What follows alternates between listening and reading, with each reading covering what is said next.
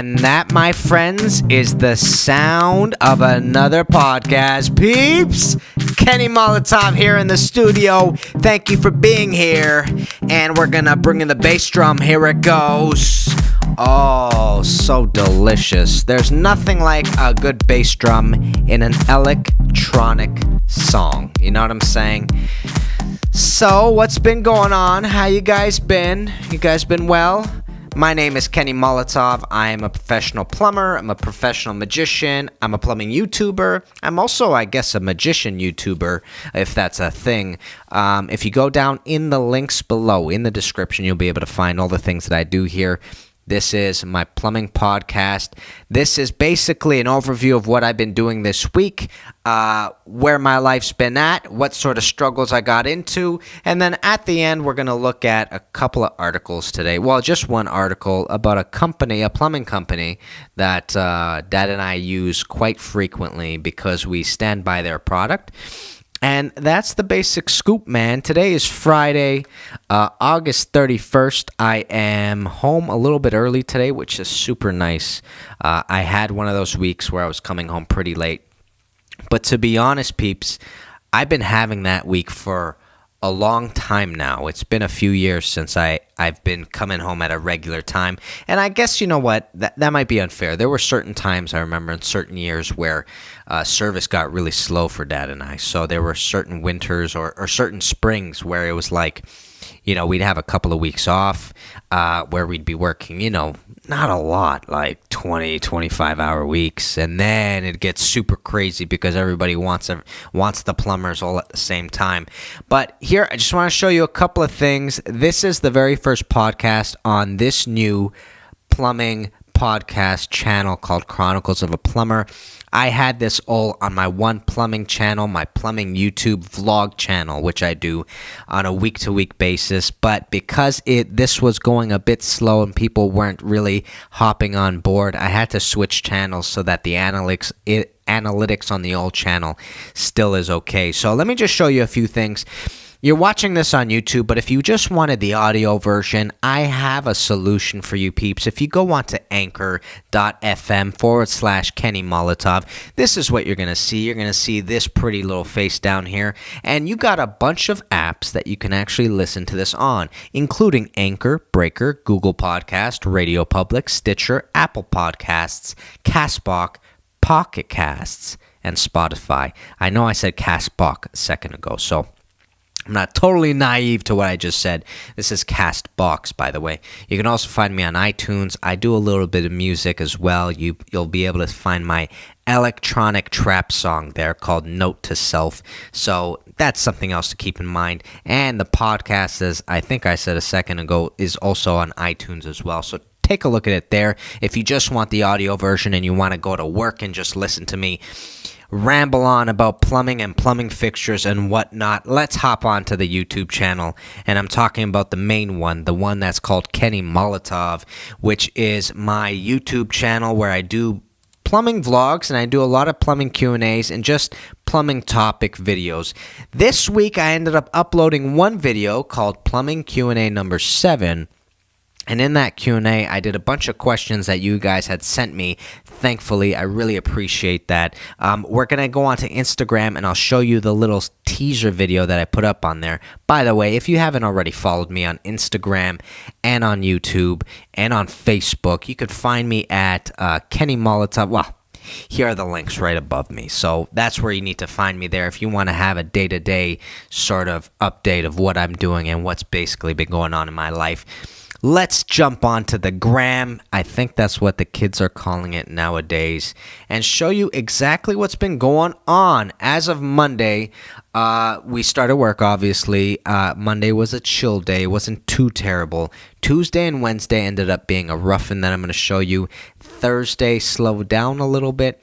And then today we did a little bit of work, but I have no pictures of that. But let's just talk about what's been going on. So we've been with this building, and this building had really, really old toilets. They had like 30-year-old toilets, basically. And the problem is that if a building is built and all the toilets go in at the same time, and all the flanges and all the gaskets, most importantly, go in at the same time, the life expectancy of those gaskets is typically around the same. So in other words, if you put them in 2020 and their life expectancy is 10 years, then at 2030, you're going to be looking at a lot of toilets losing their seal around the base, which is going to get it. It's going to be a little bit hairy if you don't start implementing at least a questionable nudge to the tenants or the owners of these condos and saying, these toilets are ready to go. It's time to sort of change them. And then you talk to a couple of plumbing companies and you say, what's your best deal? And you sort of get a deal for your tenants, basically. And the plumbing company will give you a deal because they're doing let's say 25 units, right? So that way they can maybe cut down a little bit on the labor that they charge, so you'd get a better price or whatnot. That's basically the game plan that ended up happening here. We ended up the board of directors ended up calling us and saying, hey, look, we have a bunch of old toilets here. What can you do for us? And Dad and I found a price that they were happy with, and they started offering this price to all the tenants. And we have done a bunch of toilets as of this summer. This summer, I think we've changed just in this place around 10 to 15 toilets. So it's been really healthy for Dad and I, and it's been something that's been ongoing because not all of the tenants jump on board right away. Of course, you have a couple that just came back from vacation. They didn't know it was going on, sort of thing. And then you have other ones where they were like, nah, it's fine. And then they see their friend who is right across the hall from me, and they're like, hey, that's not a bad toilet. So we ended up installing a couple of these bad boys, and here's an old toilet. I'm trying to pull this, this thing behind me. It's called whatever. We ended up installing one toilet this week at this building. So if you take a look here, you're going to see this old guy right here. This one isn't actually as old as the other ones that we were installing. The other ones were like 20, 25 years old, 30 years old. It is weird meeting a toilet that's the same age as yourself, and that's exactly the same age as some of these toilets. You'll meet a building the same age as you one day, and you'll be like, man, I'm in better shape than this building, and I'm definitely in better shape than this toilet right here. So this is what ends up happening, right? So we end up coming in, and as you can see, it's not really shown in this picture right here, but you can see behind it that there is a shelf above this toilet. One thing that I learned early on in plumbing is shelving units above toilets can be the death of plumbers. And the reason why that happens is because, so you take off the bolts at the bottom of these toilets, and then you got to kind of manhandle this toilet. You got to get around it. You got to grab it, especially these really wide looking ones. You got to grab them and you got to lift them. But in that lifting process, a lot of plumbers, including myself, I have to be honest, have forgotten that there's a shelving unit above. So you lift it and you stand up with it and you blast your head on the shelving unit right above you. Peeps, let me know if you're a plumber. You got to tell me if this has ever happened to you, because it can't just be my dad and I blasting our heads on shelving units that go over toilets. So that's something to watch out for, something that they don't teach you in your apprenticeship, peeps. See, I'm here and I'm trying to add value to your life, okay? They ain't going to teach you that in school. You're going to learn that firsthand with a big bump on your head. So this shelving unit didn't get me. I was ready for it. This toilet was a little bit annoying because it's a little bit wide and it's sort of hard to grab. The worst toilets ever are like this. To pick up, I'm saying. That's the standard. To pick up a toilet, the worst ones are one-piece toilets, always, because for some reason they make them super low, and on top of that they make them super wide, so it's always really awkward to grab. You always got to get gloves, and you always got to have two people with you to be able to do this comfortably. If you're going to do it yourself, mind your back, make sure it's straight. That's all I'm going to say. So this is the first toilet that we did this week. We took this bad boy out. This is a typical flange you see, and as you see on this flange, it's actually a rubber gasket. Oh man, I promised a subscriber I was going to get a rubber gasket. What's it called?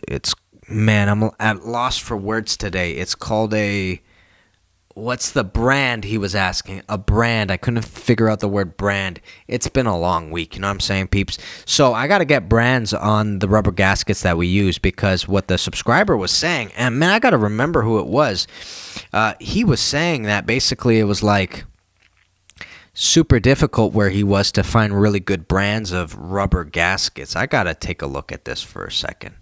We are sitting, by the way, at 1,857 subscribers, which I'm super excited for 2,000. I'm thinking of doing something for you peeps when it hits 2,000. Let me see about this flange or this rubber gasket. What rubber gasket are you using? This is Itasor.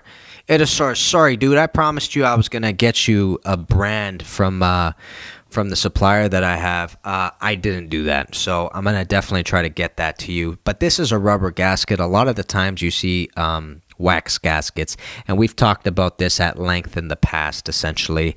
Dad and I are fans of rubber, but we're not knocking the wax, peeps. We also use it in certain scenarios, in certain situations, and this is the new toilet that we installed. This, my friends, is called the Cadet Pro Series by American Standard.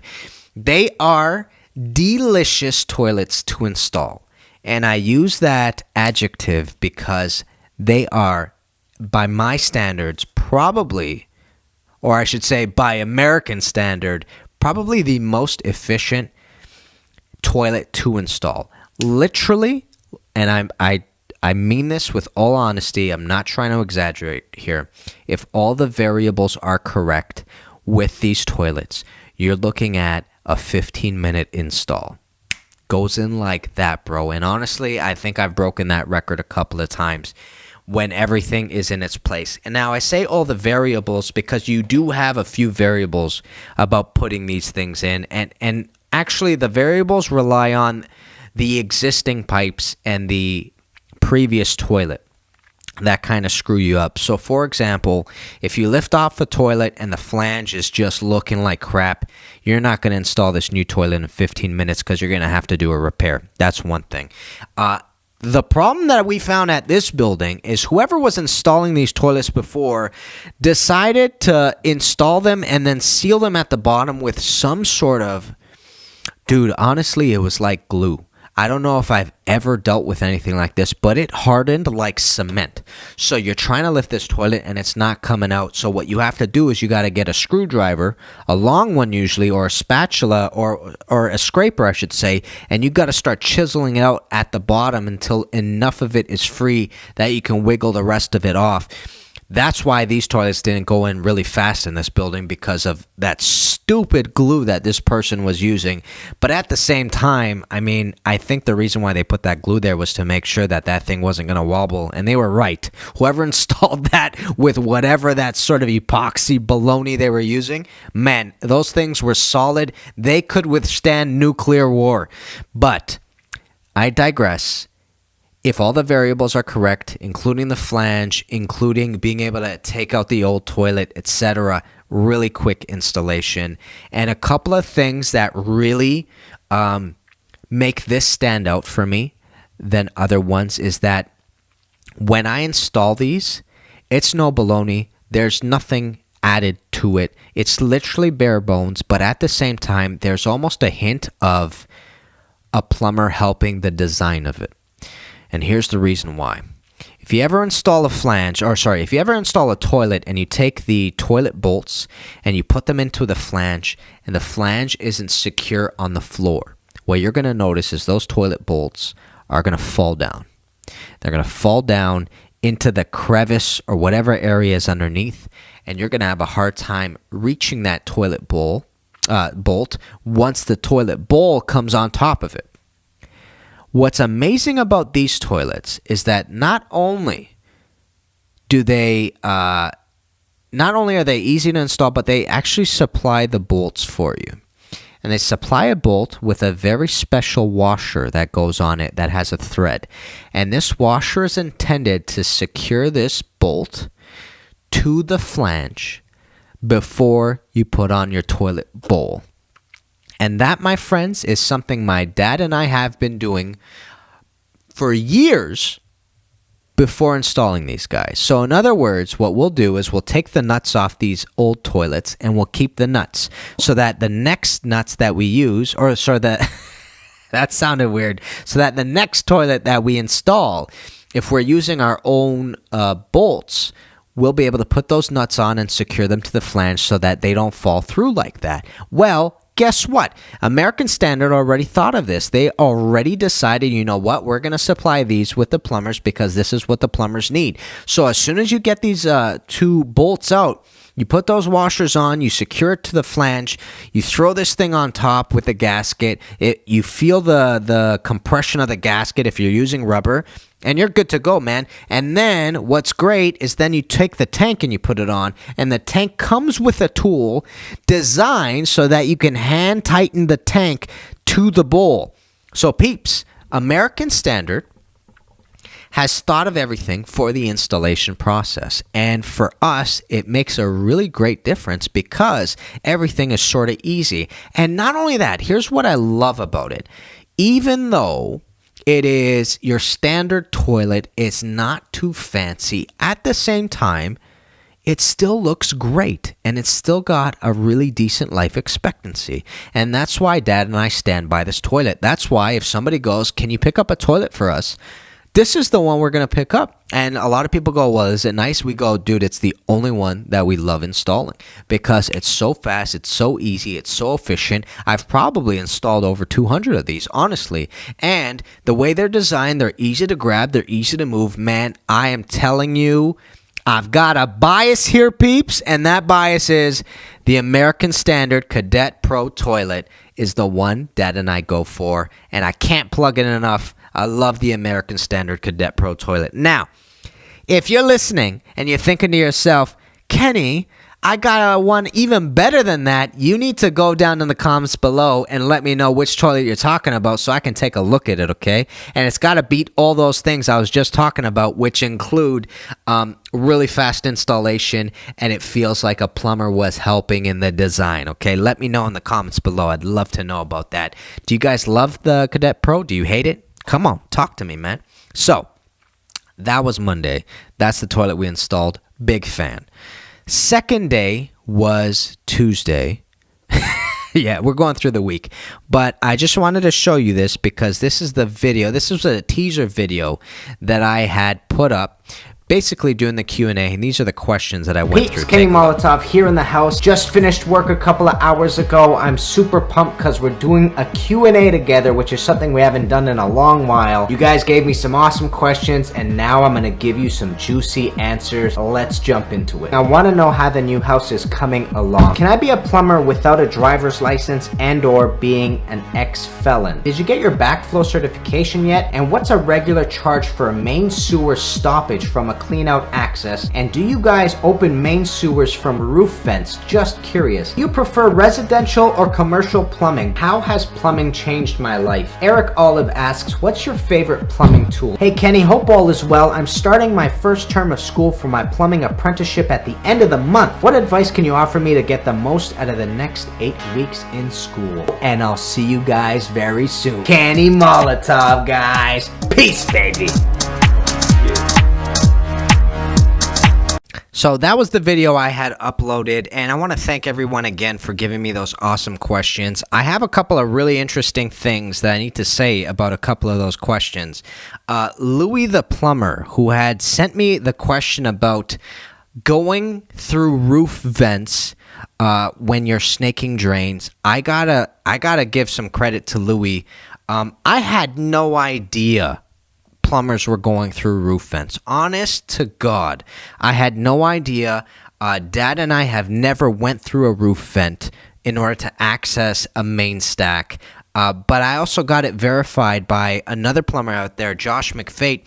Josh says he goes through roof vents all the time, especially he was saying on single floor houses.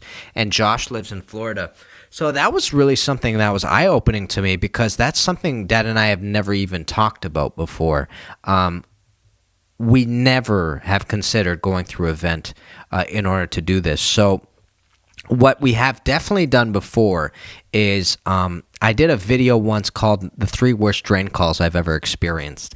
And what's interesting about that is that we once went to a farmhouse, a house basically that was on a farm and had a septic tank system. And what you noticed with the farm is you walk into the basement and it didn't have cleanouts. The pipe didn't go into the floor. It actually was running along the ceiling of the basement, and Dad and I weren't able to access any cleanouts, so we had to go 2 floors up in order to snake it from a toilet flange on the 2nd floor. So that's something we've never done. But I'm just sitting back thinking, what happens if you're not able to access it from either floor? How the heck would you go up and do it? So it's something that I'd love to see, to be honest. But that's a lot of coil, guys. Don't you have to put tons of coil to get that done, man? Man, you got to bring extra coils for jobs like that for sure. And isn't it dangerous, man? Like, you're on a ladder, right? You got to be. And what Louis was saying, because I had a hard time figuring out the logistics. I was like, Louis, you bring the K1500 onto the roof, and Louis like, no, you got to bring the coil onto the roof. Kenny, what are you smoking, bro? Which makes a lot of sense. That's what it was freaking me out. I was like, dude, the K1500 is like 100 pounds, man. If that thing goes through the roof, it's going to hurt somebody. If that thing falls on the plumber who's on the ladder, it's going to hurt somebody. Josh was saying that it was actually a K60 he was using, and I think the K60 is the smaller units. We have a K50, which is a smaller unit, which is like, what is it? It's like a 3/4 coil, I think it is, or a 1/2-inch coil. Man, but let me know more. That's really, really interesting to me. Another thing that was really interesting about this Q&A was that we were talking about whether you can get into plumbing as an ex-felon or if you have a record. And the Vens, shout out to the Vens as well, the Vens were saying that they know plumbing companies that actually hire ex-felons. That's something that that company specifically does, which is awesome. I think that's a great way to get people back into, society, Anyways, that's the small digression. If you haven't seen the video, take a look at it. I think there's some really useful information for you. And again, thank you guys for sending all those awesome, awesome questions. Peeps, let's go into the rough-in. I got to tell you, when I was doing this rough-in, I was on cloud 9. I love doing rough-ins in comparison to doing service work. I just realized it. Like, there's a passion that I have about rough-ins because it's so much fun watching a project come to fruition. And I think that's the biggest aspect of plumbing I love the most. The theory's great, yes, but it's like getting your hands on and watching it come to fruition. So, I had told you in last week's podcast that I priced a job for a friend of ours. It's like a friend, but it's their family. You know what I'm saying? So it's a family friend. It's a referred customer. We could definitely go with that. So I priced a job for them. And what ends up happening is they go, yeah, let's do it. So I'm supposed to come in when the framing's done. That's when the plumber comes in. Framing first, then the plumber comes in. And they got their framing done like this. They were telling me it's going to take a couple of weeks. They got it done within that weekend. So they're like, hey, we're actually done. You want to come by? And thank goodness they did that, because they were talking about a couple of weeks. And in a couple of weeks, my dad's, he's gone. He's going on vacay. So I was like, oh, man. So, all right, let's do it. So I walk in. Everything's ready to go, so I start the rough-in. What I roughed in was essentially 2 fixtures. The first fixture is a kitchen sink, and the second fixture is a bar sink. And I got a funny story for you guys about this bar sink, okay? So what you're seeing here is the cleanout that I'm connecting into in order to get the kitchen sink in, okay? So this cleanout right here is it's a 3-inch stack. And what I ended up doing was putting a TY and a stub out for the kitchen sink itself, and then I had to run a vent. Now, here's the crazy thing, okay? Here in Ontario, there's something called air admittance valve. Many years ago, this air admittance valve was called something a little bit frowned upon in the plumbing community, which I'm sure a lot of you have heard of. It was called a cheater vent. Now, as the name implies, this vent was not so legal, you know what I'm saying? It was one of those things that you put in, but it wasn't really up to code, but at the same time, it sort of worked pretty good.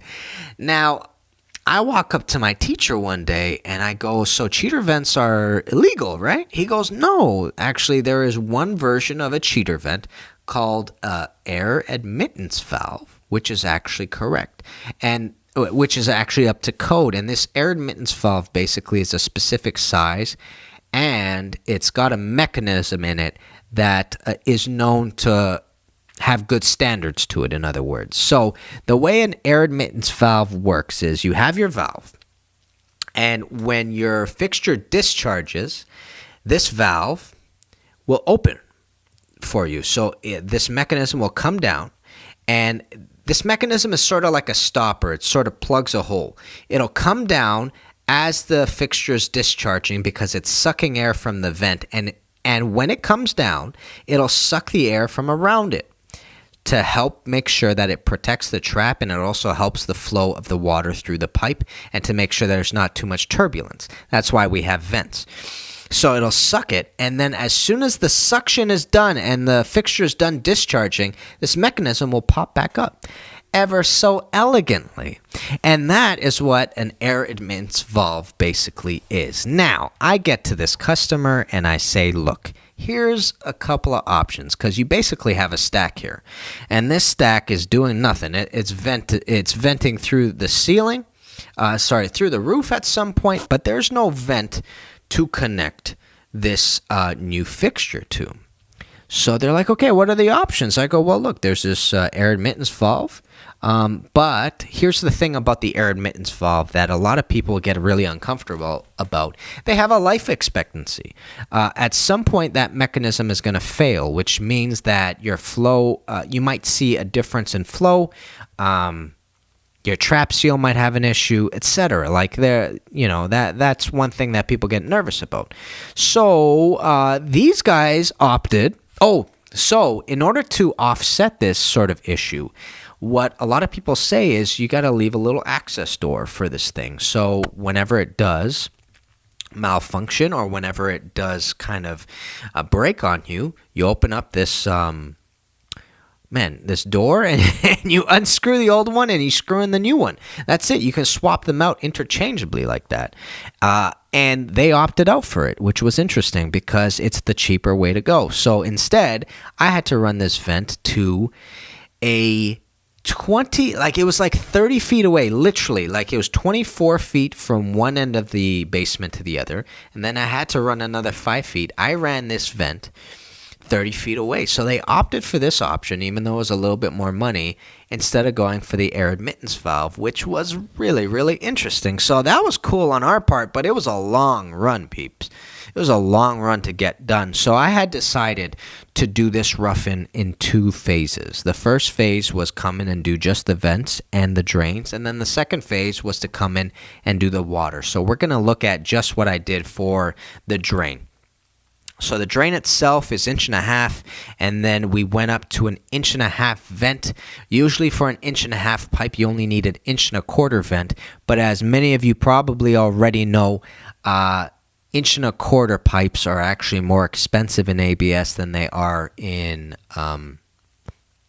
they're more expensive than 1.5 inch pipe. And the reason why that is because it's more common for plumbers to use 1.5 inch throughout. So when they had to change the molds from 1.5 inch to 1.25 inch, there was more labor involved. And they also find that pipe doesn't get sold a lot. So for those different reasons, plumbers typically just use 1.5 inch because it's cheaper. And on top of that, 1.25 inch pipe is a little bit more expensive. So it's a really, really interesting, weird sort of conundrum that has occurred in the plumbing community. But Here we go. Also, another trend that plumbers have done is they typically use 4-inch underground rather than 3-inch. So sometimes if an inspector doesn't know as much, they'll see 3-inch pipes and they'll go, why is this all 3-inch? Normally it's 4. But plumbers, the way they work is that if you have one 4-inch stack, it's easier just to go and buy everything 4-inch. Nonetheless, you can run 3-inch pipes underground. That's what I'm trying to say. So I ran an 1.5-inch vent all the way up and all the way 30 feet away.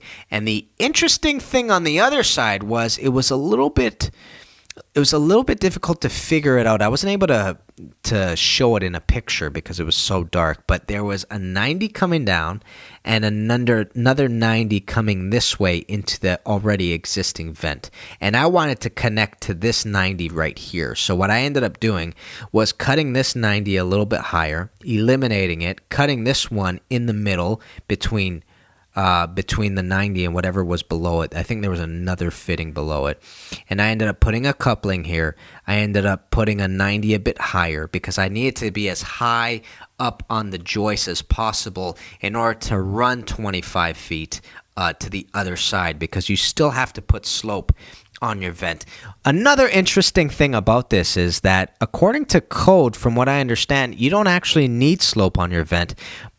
So in other words, an inspector will pass it, but it is common practice and good policy to put slope on your vent because there's a large chance that stormwater is going to eventually get into it, and you don't want it settling at the bottom of a vent or anything like that and starting to obstruct the vent at all. So you got to put slope on it just to be sure.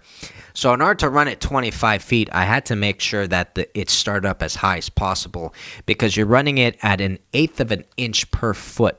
So 25 over 8, 8 goes into 25 3 times. So we dropped about 3 inches, and it's got 1.5 inch diameter to it. So it's going to take up a lot of space. So anyways, you have to make sure that you start up as high as possible in order to lead it down. So I cut this 90 as high as I could. I put in a new one, ran this across into a TY, and then continued it on all the way to the other side. And that's how I connected the vent, essentially.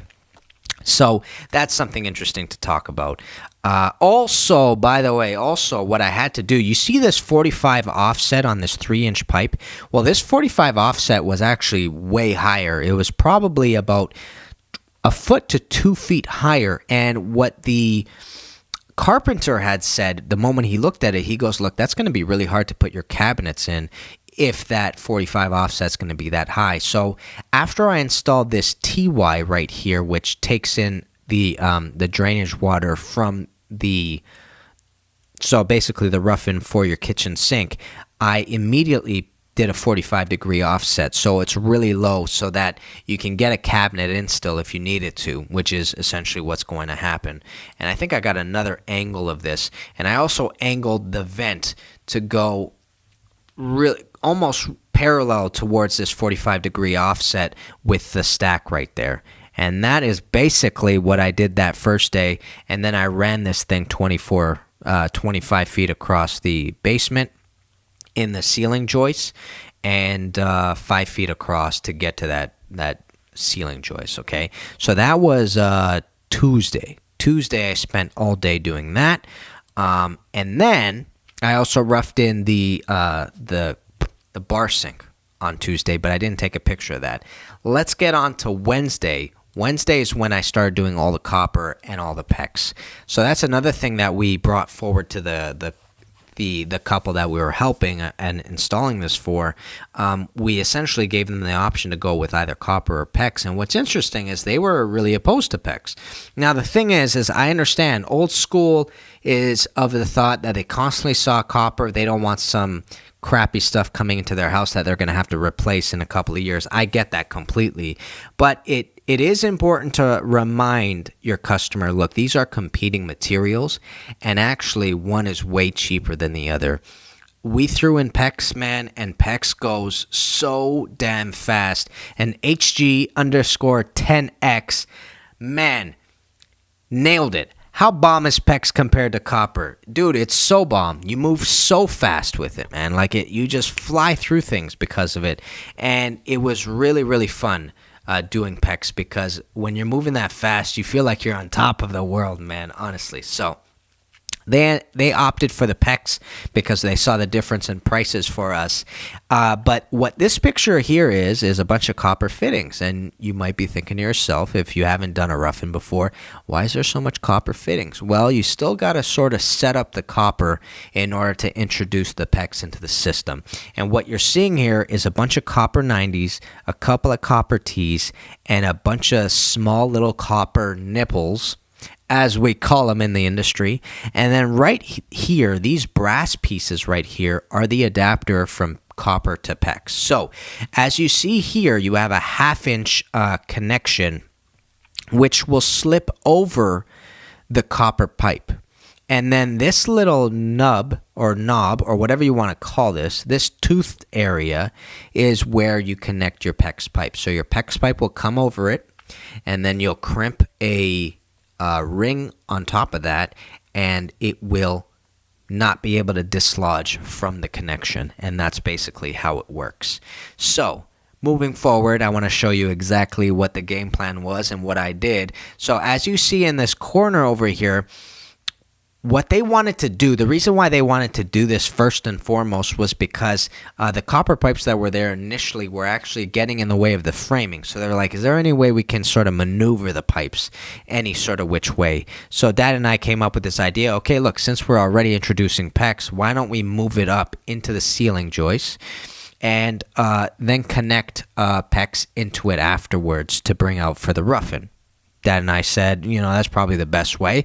And they were like, okay, go for it. So you got to imagine that these two copper lines didn't have 90s facing upwards, okay? So they just had a straight piece that walked right across these two joists right here and were actually strapped to these two joists right here. And as you see on the bottom right here, you see a piece of wood that's part of the framing.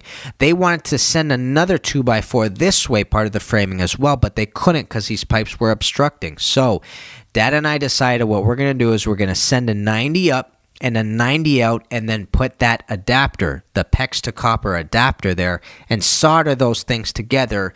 Drill a couple of holes in the first one, and then on the second one, instead of drilling 2 flat holes with the wood, we did angular holes with the wood so that this nice curve can take place ever so elegantly. So what would have had to happen if we didn't do it that way, and if we drilled it like these two on the right here, is if we drilled them flat, we would have had to run these straight, and we would have had to put a couple of 90 joints here. You know what I mean by joint. We would have had to put a couple of elbows here and crimp those and then run it across. But the thing is, when you're dealing with PEX, is the way plumbers look at it is the more joints that you add into the PEX system, the more opportunity it is for something to leak. So although it's not frowned upon, the policy is the least amount of joints as possible is probably the best way to go, which makes a lot of sense, which is why we drilled these 2 holes in on an angle in order to get that pipe in nice and smooth. So peeps, that all took place that day, but here's the next connection that basically took place. If you take a look here, did I not show the connection? No, why did I heart my own thing? Hold on. Oh man, I didn't show you a picture. I forgot to add in a picture. Here's essentially what ended up happening. So silly of me. Okay, so right up in here, I ended up cutting these 2 pipes. This was obviously before water was introduced into the system. I cut these 2 pipes and put in 2 PEX Ts. And these 2 PEX Ts were run down. And this is the same rough-in that we were just looking at for the kitchen sink. They were run down with a hot pipe and a cold pipe. And then I just strapped it to the pipe itself so that when the drywaller comes in after the framer does and puts it in, the drywaller knows to leave a big enough hole so that all these things can still fit together. Yeah, and that's basically what happened. And what you see over here is essentially the rough-in for the bar sink that they wanted to add in, which is in the middle of the basement right here, and I ran hot and cold basically right there. Now, quick conversation that I wanted to have with you guys about this thing. Something a little bit crazy happened. So, have you ever shopped for a bar sink? Because I want to tell you what it's like here in Canada. It's not easy finding a bar sink. Here's what ends up happening. So, the owner basically turns to me and says, look, I've been looking for a bar sink everywhere. Do you guys know where to get one? And he said he went to Lowe's, he went to Home Depot, all the hardware stores. They don't have them. They don't have these small sinks, basically stainless steel. You're looking at 14 inches by 10 inches. Tiny sinks. He goes, I can't find any. What's going on? So I said, look, we actually do know where to get a bar sink, but you got to keep in mind it's a specialty shop. And his wife was there, and she goes, and he was saying, yeah, look, if you find it, just pick it up. Let's go. And his wife turns to him. She goes, look, it's a specialty shop. If it's like $400, forget it, sort of thing. And he's like, no, it's not going to be $400. What are you talking about? And he was coming down hard on her. And I said, no, actually, she's got a point. Specialty shops typically are more expensive because they're bringing stuff in that nobody else has, first of all. And second of all, the reason why nobody else supplies them a lot of times is because they might be more expensive in the labor and not worth it to sell. So he goes, all right, whatever, just find out. So guess what? I go to this specialty shop the following day to look at a sink that's 14 inches by 10 inches. I want you to just guess. Just throw a number out there right now. I want you to go down in the comments below. Tell me a number you think is going to be the number for a bar sink that's 10 inches by 14 inches wide. Tell me a number, because I'm telling you, this blew everybody's mind. So, if you got your number down, I'm about to tell you what the price was. I called the guy. I said, look, you're looking at blah, blah, blah. He goes, $128, pick it up. I said, no, not $100. $728 for a sink this big, bro. It was tiny. You can buy a double compartment sink for half of that. And he was really upset. Almost upset to the point I wasn't sure if he thought I was ripping him off or somebody else was ripping him off. But that was super weird. A sink that small to be that expensive. Like I said, I get it. I sort of expect it from specialty shops because that's typically what happens when you get specialized things like that. And what I mean by specialty shops is this company will supply kitchen faucets. And I don't mean house kitchen faucets. I don't mean domestic. I mean commercial kitchen faucets. And if you look at those kitchen faucets, you're looking at like $800, $900 a pop because they have a regular faucet with a nozzle. Yeah, nozzle. And then they also have this larger portion with that spray one. And those are like $900 a pop. They're really beautiful, but super expensive. So when you deal with specialty shops like that, they typically are made for a commercial. At least this was made for a commercial manifestation of plumbing. So I think they can charge more because they are charging a business, right? So in their minds, they're like, okay, we're bumping up the price. But when you're dealing with a homeowner and they want just a tiny sink in their basement, man, it's devastating. And he goes, I'm going to try to figure something out. I don't know if he's going to find one that fell off a truck. I really don't know what the game plan is for this gentleman right here. But he was severely disappointed, as was I, because it was a cute little sink, man. And I want to show you one last thing. Oh, by the way, I got to refresh this feed because I just put something up. Yeah, we got one more picture. This, my friends, this is one of those variables I was talking to you about, which you'll run in from time to time, which will stop you from installing a toilet again, or which will be the main reason why the toilet is leaking. This, my friends, is a messed up flange.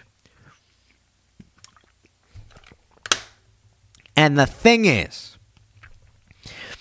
as I said in this little description right here, I used to be horrified by flanges that looked this bad. I'm getting better, I guess. And the reason why I say I'm getting better, I guess, is because I look at flanges like this and they don't scare me as much anymore because I know what to do. I know what the repair kit is. I know the tools that I need, etc.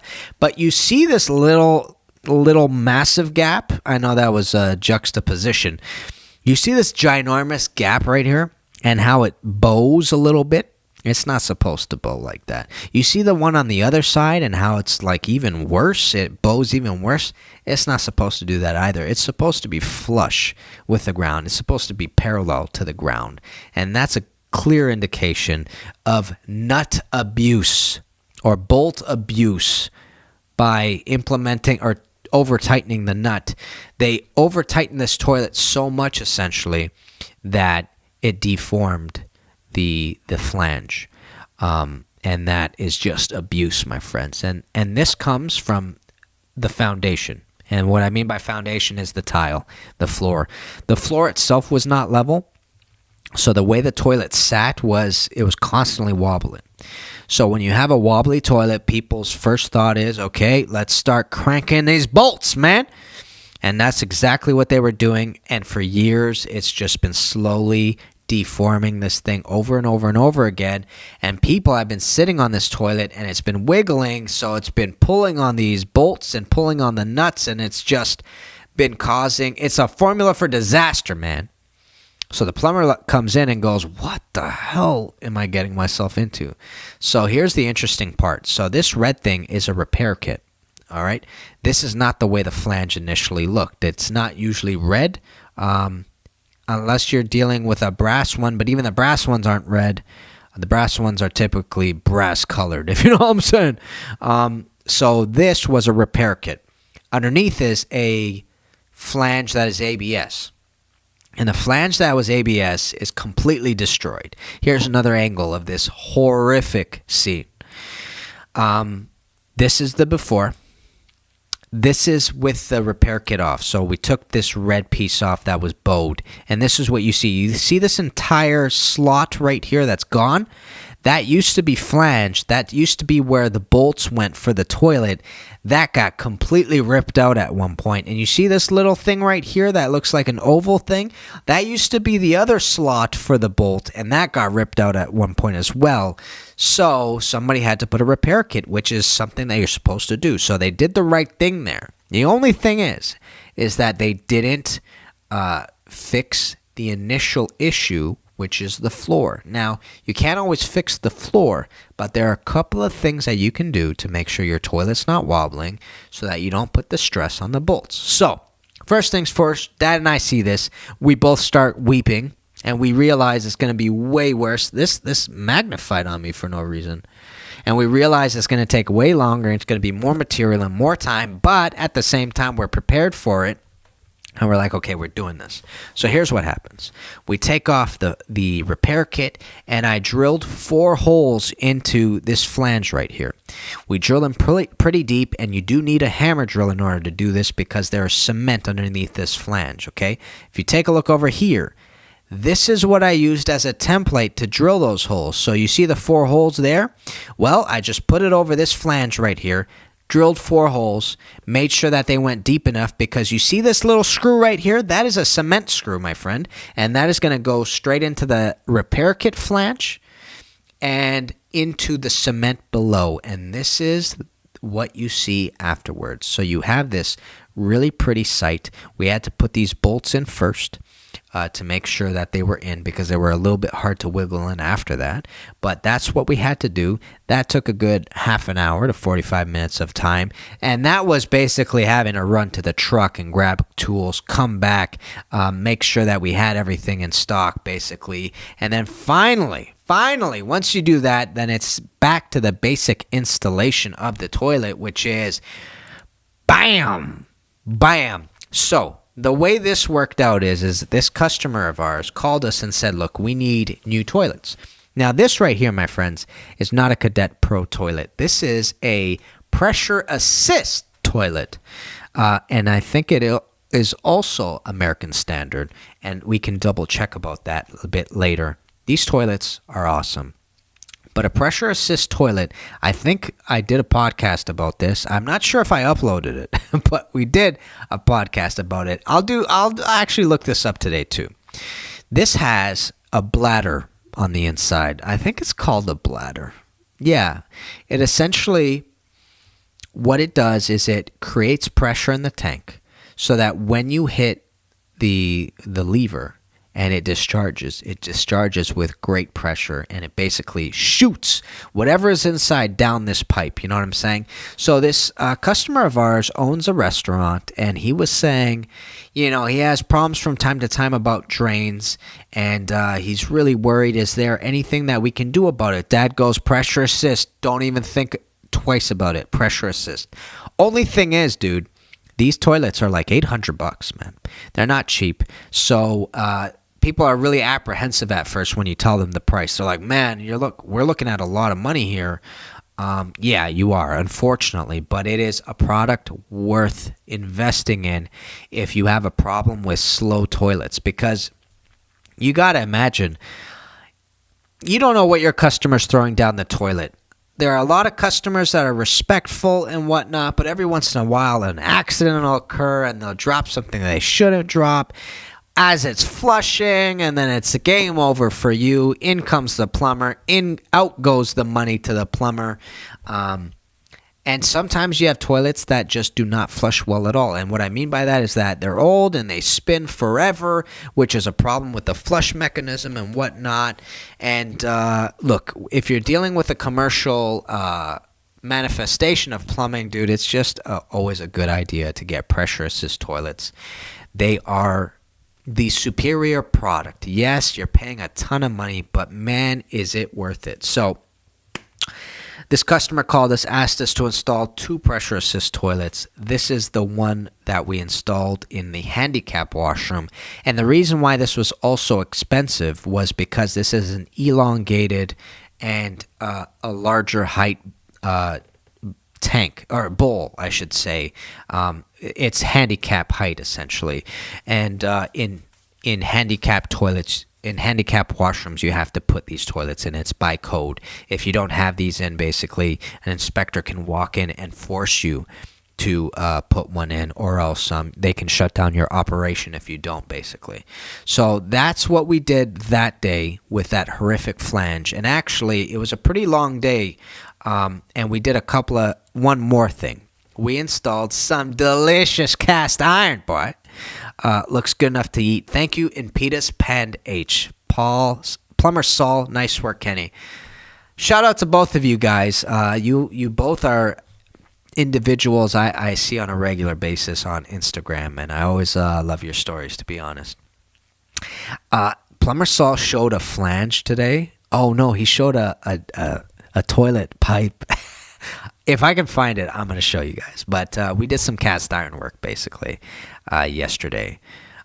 What you're looking at here is where a cleanout used to be. These are they're storm drains, but they're a sanitary system as well. And the reason why that is because No, let's get correct. Let's get specific about this. These are sanitary drains, which means that they need to go to the sewage treatment plant. And the reason why they're sanitary drains is because they connect to the catch basins in a parking lot. That's what they are, friends. They're not storm drains. So what these will do is collect all the water that goes into a garage. So let's say it's snowing outside, your car comes in with the snow and it's hot in the parking garage, so it warms up your car, the snow melts, all that water gets tapered towards the catch basins. The catch basins will collect this water, send it through the drain, and essentially go in to the sewage treatment plant at some point. It'll go into the manhole, which will go into the sewage treatment plant. So that's what we're looking at here.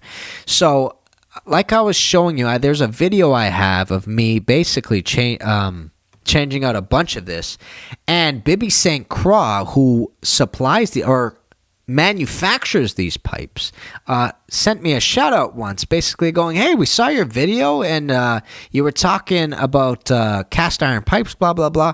I did it on another podcast. Oh, my throat is so dry.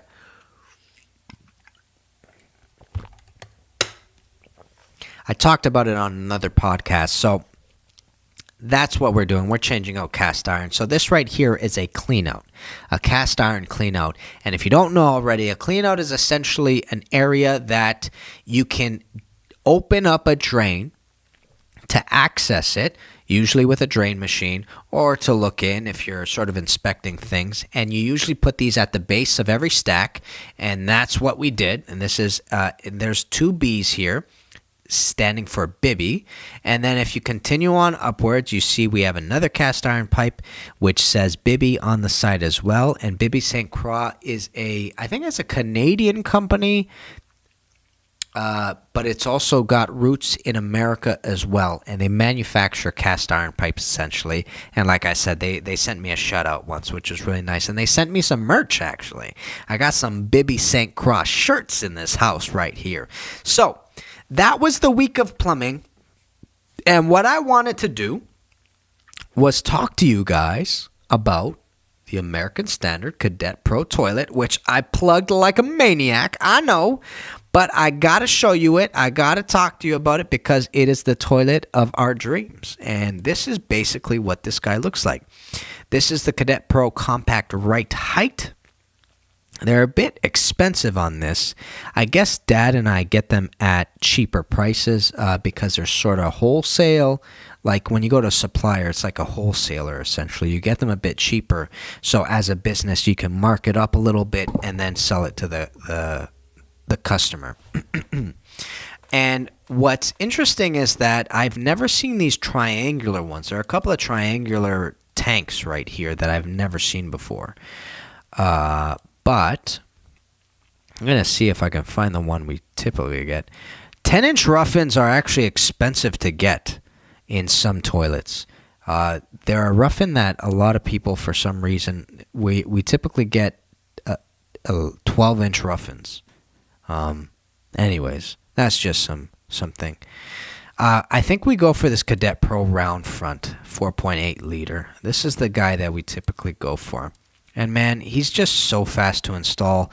Another thing that I love about these toilets, I gotta say, is that you see these two caps, this cap right here, because they supply the bolt for you with that special washer and then additional, they also supply two caps with additional nuts, but these are plastic nuts that you rotate with your hand, and they got this awesome triangular groove to it where you use 3 fingers just to crank it, and it's just so perfect because after that you have a cap, and they made these caps really long so that despite whatever the height your bolt is at, it can go over it. Now, typically what you have to do when you're supplying your own bolts is that you have to take your bolt after you have tightened the toilet down, and you now have to cut these bolts with a junior hacksaw to make sure that the cap can get over it. But they already thought about that, peeps.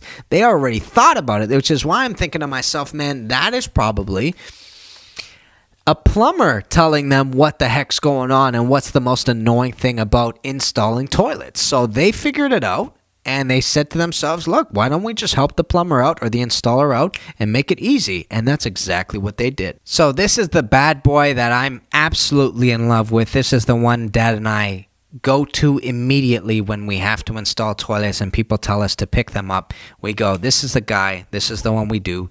It's not fancy, but it still looks good. And boy, is it just great to install. And the best part about it, peeps, is that you can get parts for these toilets. That's the most important.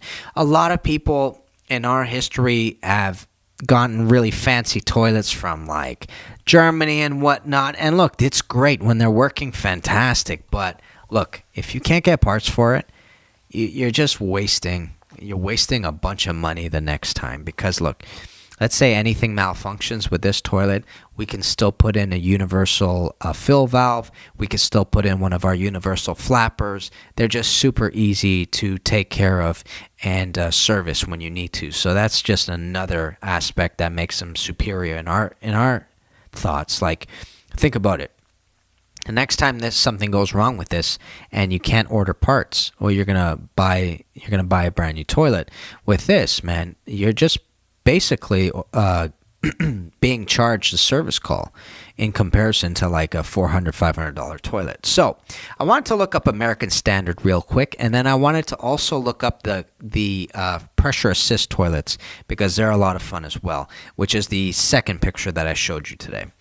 American Standard Brands is a North American manufacturer of plumbing fixtures sold under the American Standard Crane, Flat, Sani Metal, and Showrite names based in Piscataway, New Jersey, United States. Cool. The company was formed as American Standard Americas from the North American operations of the kitchen and bathroom division of the American Standard Companies during a breakup of the company in 2007, not too long ago. Crane Plumbing and Elger were merged into the company in 2008, creating the group American Standard Brands. It is principally owned by the Ligsil Group, with Bain Capital Partners holding a minority stake. In 2015, American Standard was recognized for the top spot for brand familiarity in bathroom accessories category by the Builder magazine. And I gotta say, it's a big name. A lot of people do know it. So that sounds like a statistic that makes sense. On February 1st, 2007, American Standard Companies announced it would break up its three divisions. The plan included the sale of Kitchen and Bath Division and spin-off of WABCO, American Standard Vehicle Controls Division, while retaining the Train Company. On October 31st, 2007, American Standard Co.'s announced it has completed the sale of the Kitchen and Bath Division to Bain Capital Partners, LLC.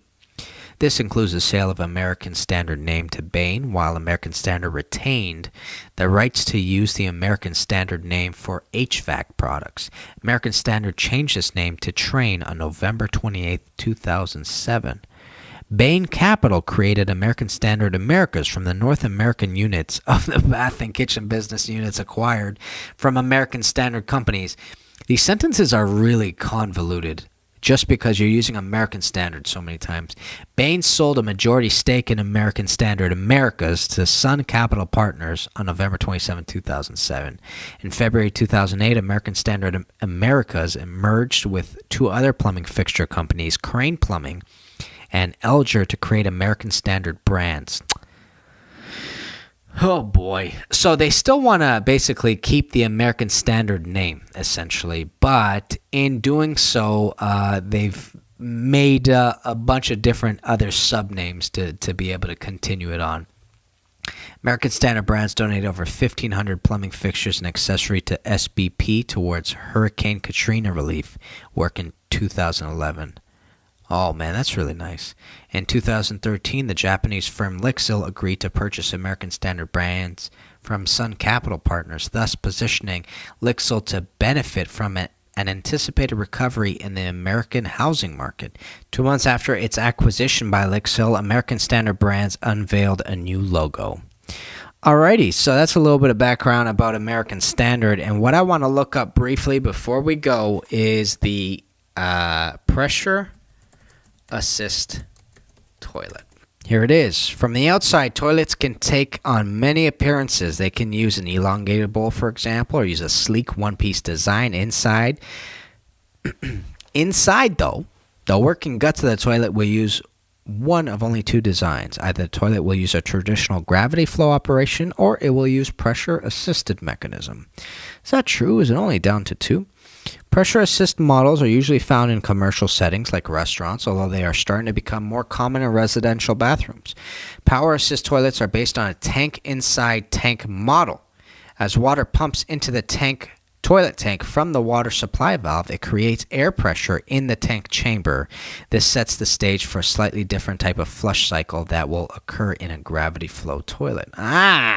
So they're implementing the pressure from the city, which is coming into the toilet, to actually add a little bit of a boost inside the toilet. That's pretty cool.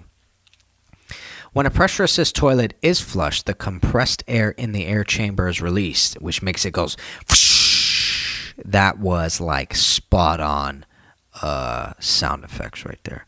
With the pressure joining the force of gravity, the downward flush is somewhat explosive, leading to a very quick and efficient emptying of the toilet bowl. It's almost as aggressive as when you go to a restaurant that has a flush valve. So it's the ones that you have to grab and you have to pull down on the lever like this, which also has a really strong flush as well.